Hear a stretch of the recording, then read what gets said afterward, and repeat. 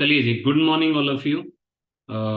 आज की क्लास के अंदर हम लोग जो टॉपिक करेंगे वो रहेगा वेंट ऑफ फैक्टर। इससे पहले हम लोग कॉलिगेटिव प्रॉपर्टीज पढ़ चुके हैं, सारी की सारी। चार कॉलिगेटिव प्रॉपर्टीज हमने पढ़ी हैं: relative lowering in vapour pressure, elevation in boiling point, depression in freezing point, and last में आप लोगों का ऑस्मोटिक प्रेशर। क्लियर है बेटा जी ये सारी कहानी? इससे पहले कि हम आगे बढ़ें, जो ये क्लास बाद में देखेंगे या ऑनलाइन मोड पे देखेंगे, ठीक है ना, टेस्ट एकदम रेगुलर चल रहे हैं सभी के। इस चैप्टर का टेस्ट आप लोगों का रहेगा नेक्स्ट वीक के आसपास। तो जिन लोगों ने प्रीवियस टेस्ट की तैयारी बढ़िया से नहीं करी थी, अब वो अगले टेस्ट की तैयारी बहुत ही बढ़िया से कर सकते हैं। ठीक है, एनसीईआरटी कवर हो गई है सारी की सारी ऑलमोस्ट, या हो जाएगी, एक क्लास और होगी। क्लियर है बेटा जी? और मेंस और एडवांस की क्लासेस जो हैं वो आप लोगों को आफ्टर द टेस्ट थोड़ा सा मटेरियल और बताया जाएगा। पर उससे पहले आप लोगों को बता दूं, मैं अपने मॉड्यूल से सारे के सारे क्वेश्चंस लगाने हैं। 100-150 क्वेश्चंस दिए हुए हैं, जो भी उसका डाउट्स रहेगा उसका सेशन आप लोग का अलग लिया जाएगा। ठीक है? और जितनी भी जनता इसको ऑनलाइन देखेगी वो लाइक और सब्सक्राइब तो जरूर कर ही देना। कमेंट भी डाल दिया करो, तुम लोग भी डाल दिया करो कुछ ना कुछ कमेंट। अगर अगर कोई ऑनलाइन वीडियो से कुछ कहानी दोबारा से देखते हो तो एक कमेंट और एक लाइक तो बनता है बॉस। ठीक है, तो अपन अपनी क्लास स्टार्ट करते हैं। कॉलिगेटिव प्रॉपर्टीज मैं आपको पढ़ा चुका हूँ सारी की सारी। आज की कहानी बहुत ही इंटरेस्टिंग होने वाली है। कॉलिगेटिव प्रॉपर्टीज का एजम्पशन आपको एक बताया था। क्या बताया था आपको एजम्पशन? कि सॉल्यूट क्या होता है अपन लोग का, नॉन वॉलेटाइल। और दूसरी एक कहानी हमने डिस्कस करी थी कि those properties which depends upon the amount of solute. हाँ भाई, ठीक है ना। वो प्रॉपर्टीज क्या होती हैं बेटा जी? कॉलिगेटिव प्रॉपर्टीज होती हैं जो अमाउंट ऑफ सोल्यूट पे डिपेंड करती हैं, यानी कि नंबर ऑफ सोल्यूट के पार्टिकल्स पे डिपेंड करती हैं। कॉलिगेटिव प्रॉपर्टीज किस पे डिपेंड करती हैं बेटा? Depends upon number of solute particles. ये क्लियर है सभी को? सॉल्यूट के पार्टिकल्स यस सर। ज्यादा और कम होने से कॉलिगेटिव प्रॉपर्टी में चेंज आएगा। चलिए, कॉलिगेटिव प्रॉपर्टी के सारे फॉर्मूले मैं आपके लिए लिख देता हूँ। आरएलवीपी का फॉर्मूला था P not minus P S upon P naught is equal to mole fraction of solute. Then अपने पास एक और फॉर्मूला था डेल्टा टीबी का, KV into small M. Elevation in boiling point, depression in freezing point का formula था K F into small M. M stand for molality. And last pi osmotic pressure is equal to CRT. ये last class में हम लोगों ने किया था। Right और रॉन्ग पहले ही बताओ, यस और नो? Yes sir. आज का टॉपिक जो हमारा रहेगा वो रहेगा वेंट हॉफ्स फैक्टर। वेंट हॉफ्स फैक्टर बेटा जी। ठीक है, वेंट हॉफ्स फैक्टर या वेंट हॉफ फैक्टर भी आप लोग बोल सकते हो, कोई दिक्कत नहीं है। ये फैक्टर क्या काम करेगा ये आपको तभी समझ में आ पाएगा जब आप कॉलिगेटिव प्रॉपर्टीज चारों की चारों बहुत अच्छे से मेरे साथ में कर चुके हो और आपको याद भी है। इसको रिप्रेजेंट करेंगे हम लोग आई से। सारी की सारी कहानी कॉलिगेटिव प्रॉपर्टीज की अमाउंट ऑफ सोल्यूट पे डिपेंड करती थी। तो अब तक हम लोग वेंट ऑफ फैक्टर पढ़ने से पहले जितने भी न्यूमेरिकल कॉलिगेटिव प्रॉपर्टी के किए हैं वो फॉर नॉन इलेक्ट्रोलाइट्स किए हैं। फॉर क्या किए हैं बेटा? Non electrolytes. इलेक्ट्रोलाइट्स क्या होते हैं?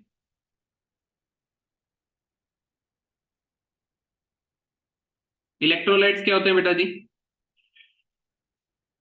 जो अपने आयंस में सॉल्यूशन में जाने के बाद अपने आयंस में ब्रेक डाउन हो जाते हैं, वो इलेक्ट्रोलाइट्स होते हैं। ये क्लियर है? और नॉन यस इलेक्ट्रोलाइट्स सर। जो सॉल्यूशन में जाने के बाद अपने आयंस में ब्रेक डाउन नहीं होंगे। तो वेंट ऑफ फैक्टर 1 रहता है फॉर नॉन इलेक्ट्रोलाइट्स। और हमने इससे पहले सारी की सारी कहानी नॉन इलेक्ट्रोलाइट्स के लिए की है। For example glucose, sucrose, urea, यही सब आया होगा न्यूमेरिकल्स में अब तक, आपको याद भी है। तो ये सारे नॉन इलेक्ट्रोलाइट्स हैं, मतलब ये सॉल्यूशन में जाने के बाद एक्वस मीडियम में या किसी भी सॉल्वेंट में जाने के बाद अपने आयंस में ब्रेक डाउन नहीं होता। फॉर एग्जाम्पल मैं अब नमक डाल दूं, NaCl डाल दूं, NaCl सॉलिड डाल दूं मैं, तो एक्वस में जाने के बाद Na प्लस एक्वस अलग हो जाएगा और Cl माइनस अलग हो जाएगा। यस और नो बोलो यार। Yes sir. तो आप एक बात बताओ, यहाँ पे अमाउंट डबल नहीं हो गया? सिर्फ अमाउंट को देखो आप लोग, यहाँ पे एक कंपाउंड था, यहाँ पे ये कंपाउंड पानी में जाने के बाद दो दो अलग अलग आयंस में ब्रेक डाउन हो गया और डबल हो गया अचानक से। यहाँ एक मॉलिक्यूल था इसका, ठीक है, यहाँ ये दो में टूट गया। क्या आपको फीलिंग समझ में आ रही है मेरी? बोलो यार। Yes sir. अगर मैंने कोई सॉल्ट ले लिया या मैंने कुछ भी ऐसा आइटम ले लिया, इलेक्ट्रोलाइट ले लिया, जो पानी में जाने के बाद ब्रेक डाउन हो गया, तो यार आप खुद ही सोचो ना यार, अमाउंट बढ़ गया भाई। अरे अमाउंट अगर बढ़ गया तो आप लोगों की कॉलिगेटिव प्रॉपर्टी चेंज हो जाएगी, क्योंकि आपको लग रहा था एक है, आपको लग रहा था एक है, जाने के बाद दो में टूट गया यार। अभी ऐसा भी हो सकता है, ये केस डिसोसिएशन का बताया मैंने, तो वेंट ऑफ फैक्टर के दो केस बनेंगे। ये जो NaCl वाला एग्जांपल लिया ये डिसोसिएशन का लिया, क्योंकि यहाँ डिसोसिएशन हो रही है,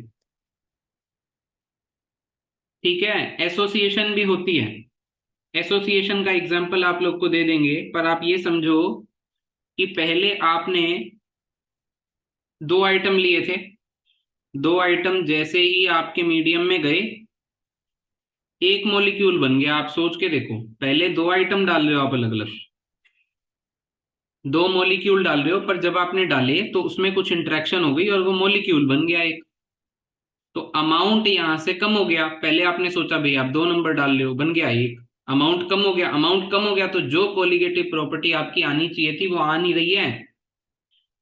ऑब्जर्वेशन अगर आपने करी है तो वो ऑब्जर्वेशन जो है वो अलग हो गई है। आप थ्योरेटिकली पढ़ के बैठे हो, आप ये सोच रहे थे कि ऐसा होगा, पर जब आपने ऑब्जर्व किया तो ऑब्जर्वेशन अलग हो गई, all because of amount of solute. वहीं से हमारे पास टॉपिक आया वेंट ऑफ फैक्टर। ये वेंट ऑफ फैक्टर इस डिसोसिएशन और इस एसोसिएशन को आपको इंक्लूड करके बताएगा। क्या आपको कहानी क्लियर हो रही है? ये डिसोसिएशन और एसोसिएशन की वजह से जो चेंज हुआ है उसको ये वाला फैक्टर काउंट करके आपको आपके पुराने फॉर्मूले में डाल दिया जाएगा, तो आपका जो भी चेंज होगा अमाउंट ऑफ सॉल्यूट की वजह से वो लग करके आपका आंसर आ जाएगा। क्या आप समझ गए वेंट ऑफ फैक्टर का इंपॉर्टेंस? यस और नो? Yes sir. मोक्ष समझ में आ रहा है बेटा? प्रियंका सर समझ रिपीट में आ करना रहा है एक बेटा? बार। ऐसे भी सर। हाँ बेटा बोलो। मैं रिपीट करने एक बार जो आपने लाइन बोली थी लास्ट। बेटा वेंट ऑफ फैक्टर आई क्या बताएगा? वेंट ऑफ फैक्टर आई आपको डिसोसिएशन और एसोसिएशन की वजह से जो कॉलिगेटिव प्रॉपर्टी में चेंज है वो लगा करके आपको वैल्यू दे देगा कि वन के रिस्पेक्ट में, जैसे नॉन इलेक्ट्रोलाइट का वन मान लिया मैंने, क्योंकि इसमें कोई डिसोसिएशन कोई एसोसिएशन का केस तो होगा नहीं ग्लूकोज और सुक्रोज में। यूरिया में, यूरिया को आप पानी में डाल दो तो यूरिया का मॉलिक्यूल यूरिया के जैसा ही रहेगा, वो उसमें कुछ ब्रेक डाउन या कुछ ऐसा कुछ नहीं होगा, तो आई को वन मान लिया। तो ये आई वन के रिस्पेक्ट में अगर डिसोसिएशन हो जाती तो आई वन से कितना बढ़ेगा, और अगर एसोसिएशन हो जाती तो कितना कम होगा, ये लगा के बताएगा। ठीक है, आप देखो आपको थोड़ी देर में और समझ में आएगी कहानी। मैं अभी आपको पूरा केस एक्सप्लेन कर देता हूँ। जैसे डिसोसिएशन की बात कर लेते हैं पहले। मैंने आपको कहा डिसोसिएशन, तो आप ये समझ रहे हो कि अगर आपके पास एक मॉलिक्यूल था, वो पानी में जाने के बाद एन नंबर ऑफ मॉलिक्यूल्स में ब्रेक डाउन हो गया, समझ रहे हो? जैसे अगर A2 था तो आपका A प्लस ए में ब्रेक डाउन हो गया, इसको मैंने एन इस तरीके से लिख दिया कि ये हर जगह पे आपका वैल्यू n की जो है वो डल जाएगी। n यहाँ पे क्या है, जितने आयंस में या जितने मोलिक्यूल्स में जितने पार्टिकल्स में ब्रेक डाउन होगा। बात समझ में आ रही है? नंबर ऑफ आयंस, n यहाँ पे क्या हो जाएगा, नंबर ऑफ आयंस या नंबर ऑफ पार्टिकल्स। बोलो यार यस और नो, ये क्लियर है? अगर मैं ऐसे लिख दूं कोई दिक्कत तो नहीं है आपको? आगे बढ़ जाए बेटा जी। At time t is equal to 0, t is equal to 0 पर सिर्फ और सिर्फ यही प्रेजेंट होगा। मैंने लेट कर ली इसकी कंसेंट्रेशन 1, मैंने इसको लेट कर लिया 1, और at time t is equal to 0 पर ये कुछ नहीं होगा। क्लियर है बेटा, यस और no? t is equal to 0 पर खाली रिएक्टेंट होगा, प्रोडक्ट का भी कुछ भी नहीं बना होगा। फिर मैंने बोला कि यहां से कुछ अमाउंट डिसोसिएट हुआ, तो आपको पता है अल्फा को क्या कहते हैं बेटा हम, डिग्री ऑफ डिसोसिएशन। तो जी ये तो आप इक्विलिब्रियम चैप्टर क्लास 11th में पढ़ के आए हो थोड़ा सा। तो C में से C अल्फा माइनस करते हो, मैंने C को 1 मान लिया इधर, तो 1 माइनस अल्फा कर दो। यस और नो यार?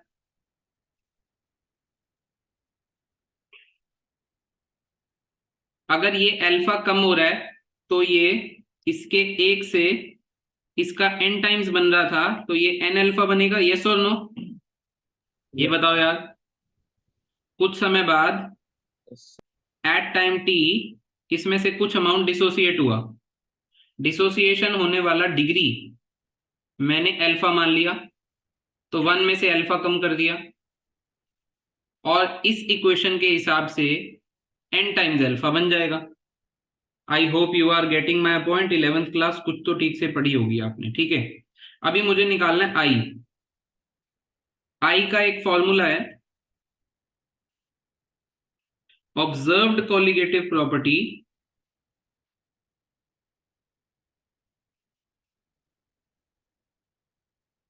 अपॉन में थ्योरेटिकल कोलिगेटिव प्रॉपर्टी। ठीक है बेटा जी? और ऑब्जर्व्ड का मतलब क्या होता है, जो देखी गई, मतलब जो रियल थी, जो एक्चुअल में देखा गया वो ऑब्जर्व्ड है। और थ्योरी मतलब जो हमें लग रहा था पहले, ठीक है ना?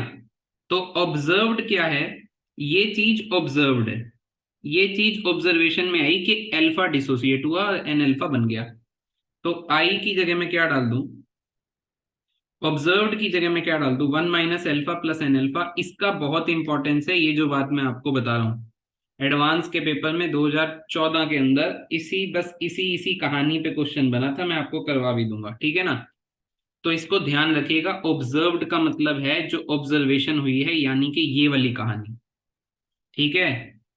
जो डिसोसिएशन होने पर ऑब्जर्वेशन हुई है। जब मैं आपको न्यूमेरिकल करवाऊंगा तो आपको सारी चीजें एकदम कनेक्ट होने लगेंगी, आप टेंशन मत लो, बस सुनते जाओगे। Divide by theoretical colligative property.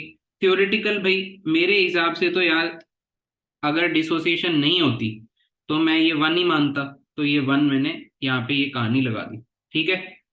अब कुछ नहीं है, अल्फा यहाँ से कॉमन ले लो, अल्फा यहाँ से क्या ले लो बेटा जी, कॉमन ले लो, तो आई इज इक्वल टू क्या हो जाएगा, 1 plus n minus 1 into alpha. ये क्लियर हुआ बेटा आपको, यस और नो? आप बस इसको याद रख लेना। अल्टीमेटली अगर आपको याद ही रखना है कुछ, तो डिसोसिएशन के केस में आई का ये फॉर्मूला लगेगा, ये बात याद रख लेना। वेयर n स्टैंड्स फॉर जितने नंबर ऑफ आयंस में वो टूटेगा। फॉर एग्जांपल NaCl है, NaCl किस में टूटता है, Na प्लस और Cl माइनस में, तो यहाँ पे n की वैल्यू 2 हो गई। फॉर एग्जाम्पल AlCl3 है, तो Al plus 3 plus 3Cl minus में टूटता है, तो यहाँ पे नंबर ऑफ आयंस कितने हो गए, टोटल 4 हो गए। फॉर एग्जाम्पल CuCl2 आएगा आपको आगे, तो Cu प्लस 2 में टूटेगा, प्लस ट्वाइस Cl माइनस में टूटेगा, तो n इज इक्वल टू 3 हो गए। n की वैल्यू निकालनी आगे बेटा। अब कभी कभी आपको ऑब्जेक्टिव क्वेश्चन आएगा टिक करने को, ठीक है ना?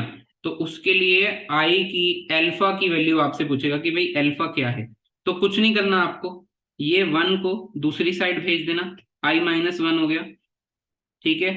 अपॉन, चलो मैं पूरा ही लिख देता हूं आपको, कोई बात नहीं है, equal to n-1 into alpha. Alpha को एक तरफ रख लो, बाकी सबको एक तरफ कर दो, तो ये क्या बनेगा i-1 अपॉन n-1। इसमें से अगर माइनस कॉमन ले लोगे तो 1 minus i upon 1 minus N. ये कई बार क्वेश्चन आ जाता है कि अल्फा डिग्री ऑफ डिसोसिएशन के केस में क्या होगा, तो आप ये अल्फा के लिए ये फॉर्मूला भी याद रख सकते हो। बाकी नीचे वाले फॉर्मूला को याद रखने की कोई जरूरत है नहीं मेरे हिसाब से, तो हमारा काम ऊपर वाले फॉर्मूले से ही चल जाएगा। पर मैंने आपको इसलिए बता दिया क्योंकि इस तरीके के क्वेश्चन आपको ऑब्जेक्टिव में मिल जाएंगे, जिसमें अल्फा डिसोसिएशन के केस में आपसे पूछा होगा, तो आपको 1 माइनस आई अपॉन n-1 को टिक करना होगा। Are you getting my point, yes और नो? बोलो यार। Yes sir. आपको केवल एक ही चीज याद रखनी है इतनी सारी पॉलिसी में, कि I is equal to 1 plus n-1 into alpha होता है किसके केस में? डिसोसिएशन के केस में। डिसोसिएशन के केस में आई की वैल्यू हमेशा हमेशा 1 से ज्यादा ही आएगी, हमेशा 1 से ज्यादा आएगी, हमेशा 1 से ज्यादा आएगी। ये मैं आपको दिखा दूंगा अभी। क्या आपको ये बात समझ में आ रही है? यस और नो बोलो यार। बेटा फंडा समझ में आया डिसोसिएशन का?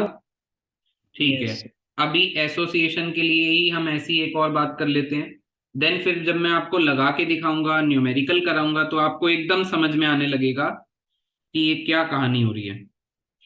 बस आप एसोसिएशन के केस में आई का फॉर्मूला याद रखेंगे। एसोसिएशन मतलब जुड़ना। मैंने अपने सॉल्यूशन में ऐसा आइटम डाल दिया जो पहले तो 2 थे, बाद में 1 हो गए, तो मेरी जो ऑब्जर्वेशन आएगी कोलिगेटिव प्रॉपर्टी की, मतलब मैं जो ऑब्जर्व करूंगा वेंट ऑफ फैक्टर इंक्लूड करने के बाद, वो कोलिगेटिव प्रॉपर्टी कम हो जाएगी थोड़ी सी, क्योंकि 1 से छोटा हो जाएगा आई। ठीक है, आई 1 से क्यों छोटा हो जाएगा? क्योंकि अमाउंट सोल्यूट का कम हो रहा है यहाँ पे एसोसिएशन होने के बाद। मुझे लग रहा था ज्यादा है पर वो कम हो गया। ठीक है, तो इस फैक्टर को हम कैसे इंक्लूड करेंगे? बिल्कुल वैसी स्टेटमेंट बना देता हूँ। फॉर एग्जाम्पल मेरे पास n यूनिट्स थे ए के, और वो कंबाइन होके 1 हो गए। ठीक है, अब मेरे पास n यूनिट्स 1 हो गए बेटा जी। कितने यूनिट्स 1 हो गए? n यूनिट्स 1 हो गए। ये फंडा समझ में आया? At time t is equal to 0 पे सेम कहानी लेते हैं, इसको लेट 1 कर लेते हैं, और ये तो था नहीं। एट टाइम t पे, एट टाइम t पे 1 में से यहाँ पे अल्फा कम होगा। अगर 1 में से अल्फा कम हो रहा है, मतलब देखो ना, ठीक है, अगर n में से अल्फा कम हो रहा है, n में से क्या कम हो रहा है? अल्फा। तो 1 में से कितना कम होगा? Alpha by n। बोलो यार यस और नो, है ना जी? ये बात समझ में आई कि नहीं आई? यानी कि यहाँ पे बनेगा अल्फा बाय n। देखो थोड़ा सा इक्विलिब्रियम चैप्टर आपने किया तो आपको ये कहानी पता होनी चाहिए भाई। ओके है ये कहानी मैक्सिमम लोगों को? बोलो यस और no. Yes sir. Yes sir. ठीक है बेटा जी, देन हम आगे बढ़ रहे हैं। आई की फॉर्मूला मैंने आपको बताया था, बताओ क्या बताया था? Observed colligative property upon theoretical colligative property. Upon theoretical colligative property. ठीक है, observed colligative property upon theoretical colligative property. तो ऑब्जर्व्ड कॉलिगेटिव प्रॉपर्टी में ये ऑब्जर्वेशन थी मेरी, इसको मैंने ऐड कर दिया था। अपॉन थ्योरेटिकल कॉलिगेटिव प्रॉपर्टी मेरी ये थी जो मुझे लग रहा था। तो यहाँ पे ये कहानी क्या होगी? यहां से आप आई के लिए अल्फा को कॉमन ले लीजिए, 1 प्लस, अब ये क्या हो जाएगा? 1/n-1 into alpha. पहले ये बताओ, ये आपको समझ में आ गया? मैंने यहां से कुछ नहीं किया, ये अल्फा कॉमन ले लिया बस, तो ये बन गया 1/n-1 इंटू अल्फा, और नीचे तो 1 ही था। राइट और रॉन्ग? तो ये वाला फॉर्मूला आप लोग याद रख लेना किसके केस में, जब आपको पता लगे केस किसका है बेटा? एसोसिएशन का है। एसोसिएशन का एग्जाम्पल मैं ले लेता हूं, एसिटिक एसिड इन बेंजीन बेटा। Acetic acid in benzene, acetic acid को अगर बेंजीन में डाला जाता है तो एसिटिक एसिड के 2 यूनिट कंबाइन होके 1 यूनिट बन जाते हैं। इसमें इंटरेक्शन हो जाती है बेटा जी। ठीक है, एसिटिक एसिड इंटरेक्ट करते हैं हाइड्रोजन बॉन्डिंग से। अगर आपको देखना है तो देख सकते हो, अदरवाइज इसका कोई मतलब नहीं है बहुत ज्यादा। आप बस याद रख लेना कि acetic acid in benzene associate होके दो मॉलिक्यूल एक ही मॉलिक्यूल में कन्वर्ट हो जाता है। ठीक है, तो जितना एसोसिएशन होगा उतना एन की वैल्यू आप यहाँ पे डाल दीजिएगा। मतलब अगर आपको लग रहा है कि दो मॉलिक्यूल एसोसिएट हो रहे हैं तो एन की वैल्यू को 2 रख देना। अगर आपको बोले कि एसोसिएशन 3 मॉलिक्यूल्स का हो रहा है, 3 से मिलकर के एक बन रहा है, तो एन की वैल्यू को 3 रख दीजिएगा। ठीक है, देन आई यहाँ पे आपको दिख रहा है, और आई की वैल्यू, अब अल्फा आपको अगर अलग से निकालना है, देखो आई का तो ये फॉर्मूला हो गया। अब आपको क्या निकालना है, अगर अलग से अल्फा निकालना है तो आपको कुछ नहीं करना, वही आगे पीछे ऊपर नीचे घुमा देना।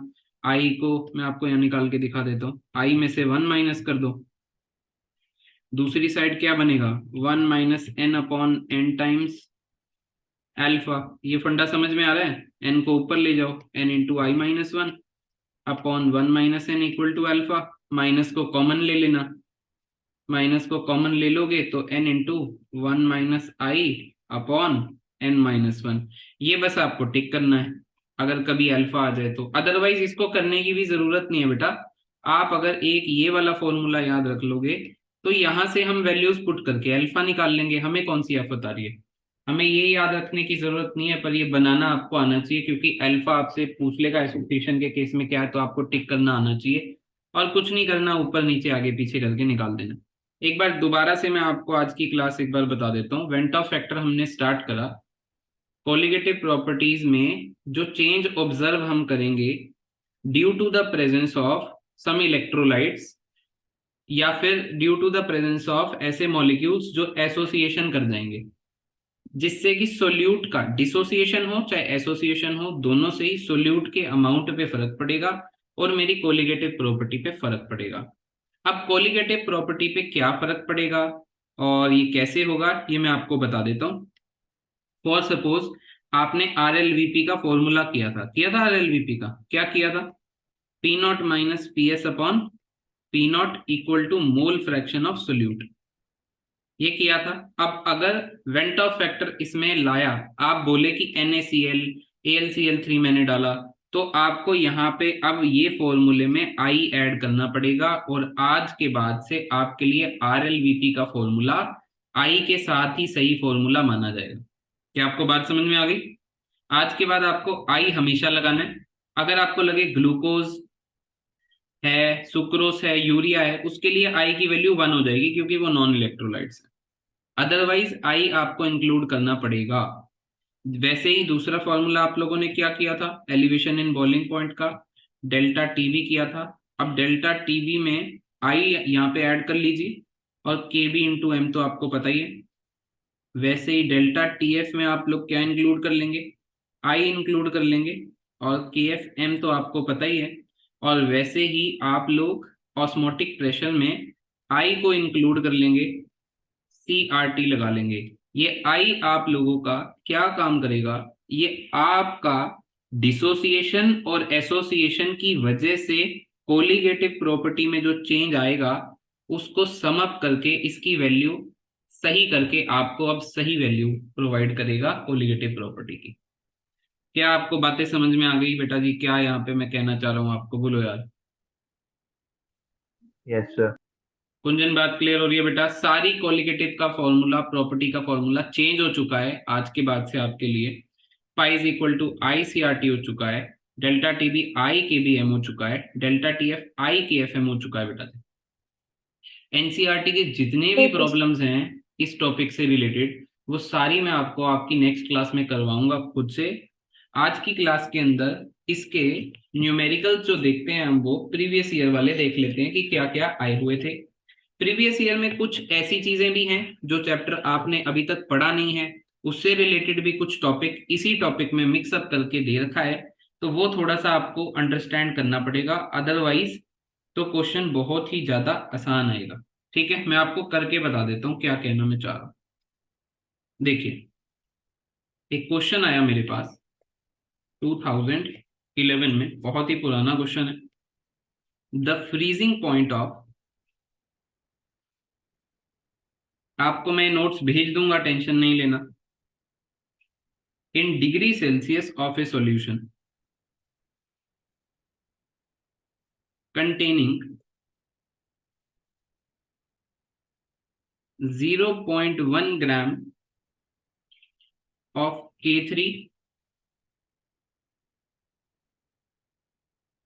FeCN6 जिसका की मॉलिक्यूलर वेट है 329 in 100 ग्राम ऑफ वाटर, और KF आपको दिया हुआ है 1.86 केल्विन केजी मोल इनवर्स, और आपको बोला हुआ इज क्या होगा। चार ऑप्शन आपको दिए हुए हैं, चार ऑप्शन की कोई जरूरत नहीं है हमें, पर सीधा सीधा मैं आपको ये करवा देता हूँ एक बार, क्योंकि इसमें कुछ ऐसी चीज है जो आपको जानकारी अभी शायद ना हो।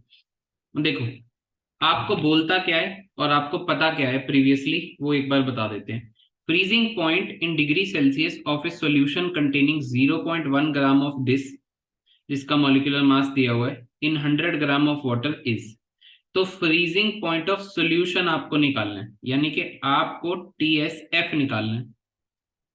वाटर आपको सॉल्वेंट दिया है, यानी कि T0F आपको 0 डिग्री सेल्सियस दिया है, क्योंकि आपसे पूछा भी डिग्री सेल्सियस में है। ठीक है बेटा जी, और आपको बाकी सारा कंटेंट दिया हुआ है। तो यानी कि मेरे को एक फॉर्मूला यूज करना है डेल्टा TF वाला, जिसका फॉर्मूला मैंने आपको कल सिखाया था, T0F minus TSF is equal to, अब क्या हो जाएगा बेटा, I को ऐड करना पड़ेगा आपको, KF इंटू स्मॉल m। तो मैं अगर आपको एक बात बताऊं, मेरे को ये चीज निकालनी है, ये मेरे को पता है, ये मेरे को दिया हुआ है, और ये मैं निकाल लूंगा गिवन डाटा से, I रह गया। अब आपको यहाँ पे एक कोऑर्डिनेशन कंपाउंड दिया है, इस टाइप के कंपाउंड को कोऑर्डिनेशन कंपाउंड कहते हैं। मैं आपको ये चैप्टर पूरा का पूरा करवाऊंगा 12th क्लास में ही, आगे चल के हमारा आएगा, पर अभी आप थोड़ा सा यूं समझ लो, क्योंकि अगर आप प्रीवियस ईयर करोगे क्वेश्चन तो आपको ये जरूर मिलेगा कोऑर्डिनेशन कंपाउंड। इसमें होता क्या है, ये आपको बॉक्स दिख रहा है स्क्वायर, इसको कहते हैं coordination sphere. Coordination sphere, coordination sphere के अंदर जितने भी आपको एक बीच में मेटल एटम दिखेगा, सेंट्रल मेटल एटम कहते हैं, और साइड में ग्रुप्स दिखेंगे आपको, कुछ कुछ सेम ही दिखेंगे। जैसे CN यहाँ पे कितने लगे हुए हैं, 6, तो CN यहाँ पे मेटल के खाली ऑर्बिटल में अपने दोनों इलेक्ट्रॉन देके कोऑर्डिनेट बॉन्ड बना रहा है। जितने CN लगे हुए हैं उतना इसका कोऑर्डिनेशन नंबर है। आई रिपीट, कोऑर्डिनेशन कंपाउंड दिया हुआ है ये। कोऑर्डिनेशन कंपाउंड में कोऑर्डिनेशन स्फीयर के अंदर आपको नजर बनानी है। कोऑर्डिनेशन स्फीयर के अंदर बीच में आपको सेंट्रल एटम, मेटल एटम दिखेगा जिसपे खाली ऑर्बिटल होंगे, और उसके साइड में जो भी ग्रुप होंगे वो उसके साथ कोऑर्डिनेट बॉन्ड बना रहे होंगे। जितने भी ग्रुप्स होंगे उतना उसका कोऑर्डिनेशन नंबर हो जाएगा। अभी के लिए आप इतना ही याद रख लो, अदरवाइज इसमें और भी काफी सारी बातें बताने के लिए हैं, ठीक है, जो कि मैं आपको बहुत ही स्लाइट इंडिकेशन दे रहा हूँ, क्योंकि ऐसे क्वेश्चन फिर आपको दिखेंगे और आप जो है वो परेशान ना हो, इसलिए।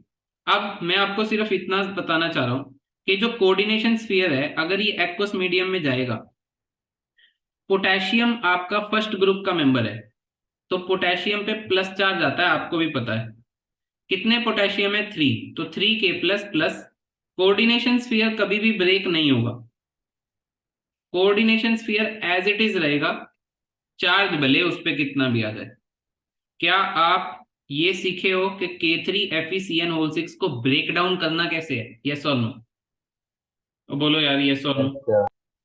पोटेशियम पे प्लस चार्ज होता है, तो यहाँ पे 3K प्लस, अगर इस पे +3 है तो इस पीसी पे कितना होगा, -3, तभी तो ये एक साथ होंगे, तभी तो ये कंपाउंड बना रहे होंगे। अरे ये तो पता है ना, बचपन में किए हो बातें। तो टोटल आयंस यहाँ पे कितने हो गए, 3 तो पोटेशियम के हो गए, और एक ये पूरा का पूरा कोऑर्डिनेशन स्फीयर, ये हमेशा एक ही आयन का काम करेगा, ठीक है ना। तो 3 + 1 कितने हो गए, टोटल आयंस 4, n की वैल्यू आपकी 4 हो गई। तो I का फॉर्मूला लगाओ। ये केस किसका है बेटा, बताओ, डिसोसिएशन का केस लग रहा है कि एसोसिएशन का केस लग रहा है? बताओ बेटा, ये केस किसका लग रहा है, डिसोसिएशन का या एसोसिएशन का? ये डिसोसिएशन का, क्योंकि एक मॉलिक्यूल 4 में टूट रहा है। तो फॉर्मूला 1 + n - 1 × अल्फा। अगर आपको कभी भी अल्फा ना दिया हो, फॉर एग्जाम्पल इस क्वेश्चन में अल्फा नहीं दिया, तो अल्फा को 100% मान लेंगे। अगर अल्फा नहीं दिया, डिसोसिएशन का केस है, तो अल्फा को 100% मान लेना। अब आई के फॉर्मूले में I is equal to 1 + 4 - 1 into alpha, 100%। कभी भी परसेंटेज गिवन होती है तो डिवाइड बाय 100 करता हूँ, 1 आ गया। आई इज इक्वल टू 1 + 3, आई की वैल्यू कितनी आ गई, 4। तो अब आपको पता है आई की वैल्यू 4 आ गई जी। अब आप कुछ ना कीजिए जी, टी नोट एफ आपका 0 डिग्री सेल्सियस था, टी एस एफ आपको निकालना था, आई की वैल्यू 4 आ गई, के एफ की वैल्यू 1.86 आपको गिवन थी। Molality, moles of solute, solute कितना है 0.1 upon molecular mass of solute 329 into 1 upon mass of solvent in KG. Solvent कितना दिया 100 ग्राम, केजी में कर दो जी, 1000 से डिवाइड कर दो जी, 2 0 से 2 0 कैंसिल हो गई जी, ये आपका 1 बन गया जी, और ये कहानी कर दोगे, ठीक है। तो आपका टीएसएफ आ जाएगा जी। टीएसएफ एक बार आप लोग सॉल्व करना तो आपको पता लगेगा कितना आ रहा है। क्या आपको बात समझ में आ गई? डिग्री सेल्सियस का डिग्री सेल्सियस में ही रहने देना। बेटा क्वेश्चन क्लियर हुआ आप लोगों को? यस और नो बोलो यार। यस एक सर। बार आई की कैलकुलेशन बताना ये एक आ बार। रहा है माइनस का 2.3 मल्टीप्लाई बाय 10⁻⁻² डिग्री सेल्सियस। ठीक है, मैंने डायरेक्ट आंसर लिख दिया, आप लोग सॉल्व कर लीजिएगा। बोलो बेटा जी, आप क्या कह रहे हो? फिर एक बार आई की कैलकुलेशन दोबारा बता दो। आई का डिसोसिएशन के लिए जो फॉर्मूला था वो था 1 + n - 1 इंटू अल्फा, ऐसा हमने निकाला था पीछे। डिसोसिएशन के केस में ये फॉर्मूला आपको याद रखने को बोला था, 1 + n - 1 इंटू अल्फा। तो वही मैंने एज इट इज डाल दिया। वो डालने के बाद n की वैल्यू, n की वैल्यू समझ में आ गई बेटा आपको? ये 4 कैसे आई है? Yes sir. n की वैल्यू 4 डाल दी। अल्फा को अगर डिसोसिएशन का केस और गिवन नहीं 100% मान लिया, तो ये कहानी ऐसे बन गई। n की ठीक है। वैल्यू की जगह 4 डाल दिया, अल्फा की जगह 100% डाल दिया, तो i की वैल्यू 4 आ गई। आप सोल्व करेंगे तो आपका आंसर कुछ इस तरीके से आएगा। ये वैल्यूज मैंने डाल दी। आप एक बार आराम से ना खुद ट्राई करना, क्योंकि ये तो मैंने करवा दिया आपको, तो आपको इतना ज्यादा ना जल्दी जल्दी हो गया होगा थोड़ा सा, ठीक है। मैं आपको देता हूँ एक क्वेश्चन करने के लिए, 2 मिनट का टाइम भी दूंगा आपको करने के लिए, ठीक है। ये आया था मेंस के पेपर में 2011 में। एक क्वेश्चन देता हूँ मैं आपको करने को, वेंट ऑफ फैक्टर पे ही देता हूँ प्योर, ठीक है। चलिए, ये और पुराना क्वेश्चन है, ऑप्शन सर। 2007 का क्वेश्चन है मेंस का। ये दिया हुआ है, when 20 gram of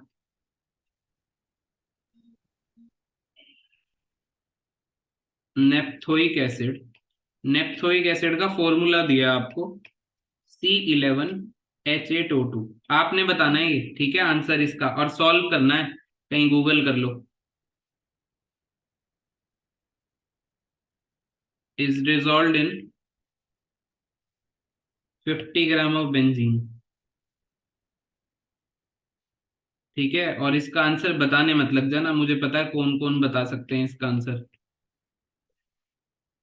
50 gram of benzene, KF दिया हुआ है 1.72 kelvin KG mole inverse. A freezing point of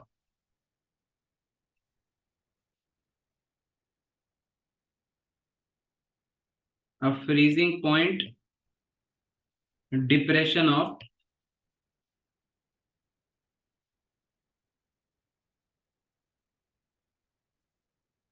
2 Kelvin is observed। Depression in freezing point दिया है और आपको वेंट ऑफ फैक्टर निकालना है। Find I, find went Hoff factor I. 4 option आपको दिए हुए हैं, 0.5, 1, 2 और D3, ये आपको दिया हुआ है। देखो आपको बोलता है 20 ग्राम नेप्थोइक एसिड है, ठीक है, नेप्थोइक एसिड ये दे दिया। अब आपको फॉर्मूला फॉर्मूला दे दिया, आपको ये नहीं पता कि ये कितने में ब्रेक डाउन करेगा, ठीक है। अगर आपको यही पता लग जाता ना कितने में ब्रेक डाउन करेगा, तो फिर आप आई का आंसर डायरेक्ट निकाल लेते, पर आपको नहीं पता। तो आपको कहता है वो 50 ग्राम बेंजीन में मैंने डिसॉल्व किया, freezing point depression delta TF उसने दे दिया। अब आपको केवल और केवल यही बताना है कि इसका वेंटो फैक्टर आई होगा क्या। बताओ क्या फॉर्मूला लगाओगे। Delta T F is to I K F into molarity. Delta TF is equal to I KF into molality लगाओगे। डेल्टा TF कितना दिया, 2K। 2 केल्विन दिया। आई आपको निकालना है KF की वैल्यू 1.72। मोलालिटी कैसे निकालोगे, मोलालिटी के लिए moles of solute given mass of solute, molecular mass बताओ कितना लोगे, निकालो इसका मॉलिक्यूलर मास निकालो।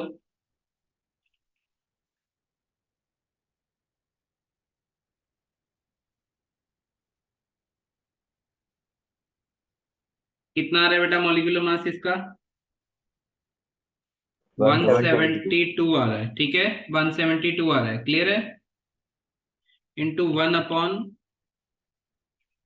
Mass of solvent in KG. ये कहाँ निकल गया, आई निकाल लेना यार, देखो कितना आई आसान सा 2 आ क्वेश्चन रहा है। है।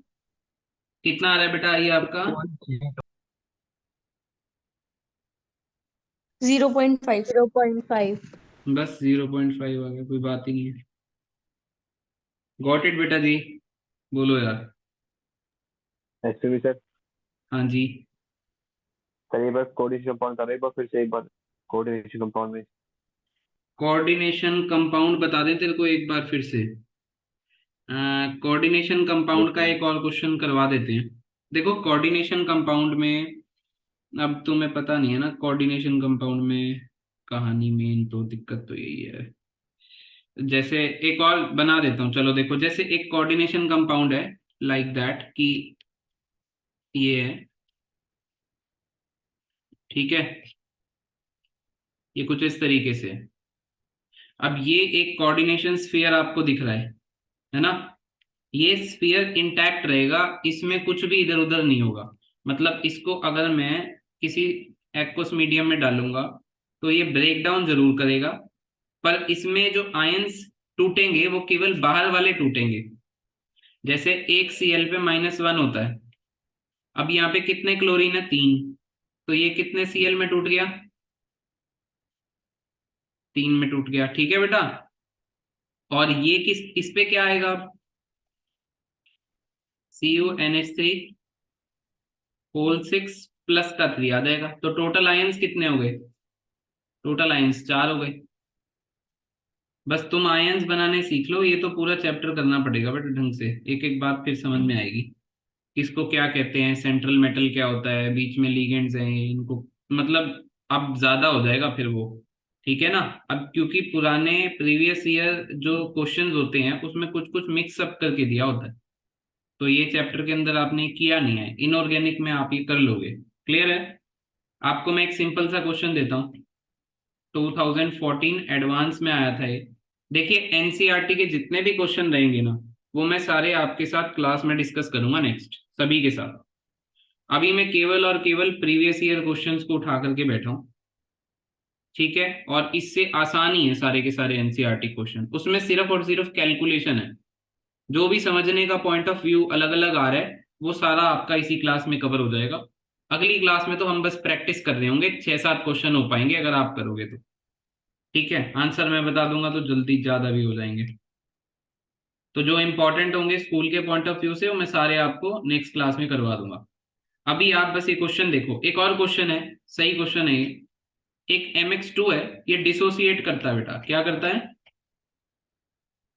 डिसोसिएट करता है into M+2 and X minus ions में, ठीक है, in an aqueous solution, full stop या कॉमा डाल दो। With the degree of dissociation of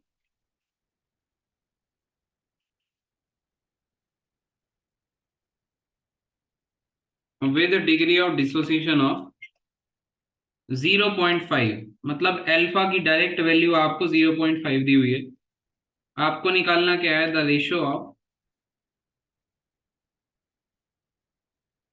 ratio of observed depression in freezing point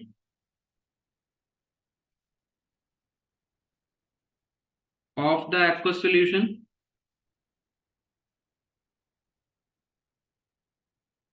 to the value of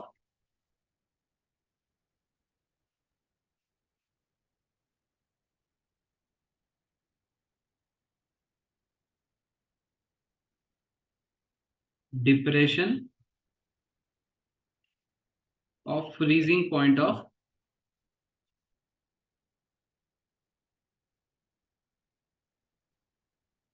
in the absence of ionic dissociation।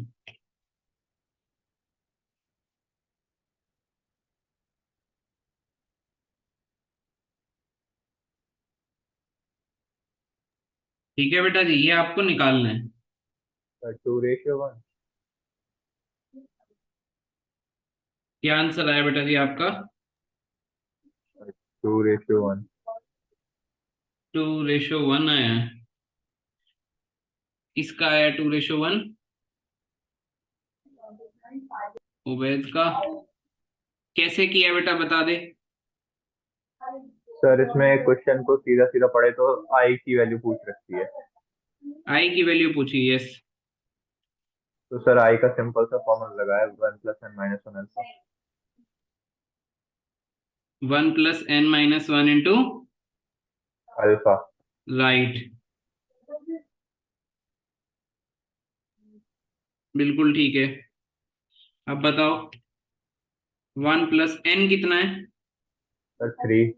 mx2 में एक m+2 होगा, twice x minus होगा 3, ठीक है। Yes sir. -1 into alpha कितना है 0.5। 0.5, तो ये क्या आ गया 2, ठीक है। यानी आप रेशियो देखो हो गया 2:1। ये 2:1 हो गया, क्योंकि देखो आपको मैं थोड़ा सा पीछे दिखाऊं, इसको देखना आप। आई का फॉर्मूला जो हमने डिराइव किया था, इधर देखो, ये किया था डिराइव। आपसे वो किसका रेशियो पूछ रहा है इस क्वेश्चन में? Observed colligative property upon theoretical. तो इस केस में 1 + n - 1 इंटू अल्फा, ये ऊपर वाला सिस्टम यही बना था, यस और नो, ये बताओ। और नीचे आपका 1 ही था। अरे बोलो यार, यस और नो। Yes sir. तो बस यही लगा दिया हमने, इसका आंसर 2 आ गया और नीचे 1 ही था, तो आई का इधर क्या आ गया बेटा 2:1 हो गया। क्लियर हो गई बेटा, यस और नो? Yes sir. ठीक है बेटा जी, सभी को समझ में आ गया ये question? Yes sir.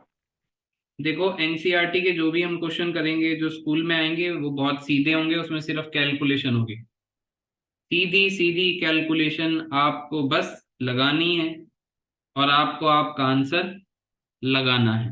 Got it? Yes और नो?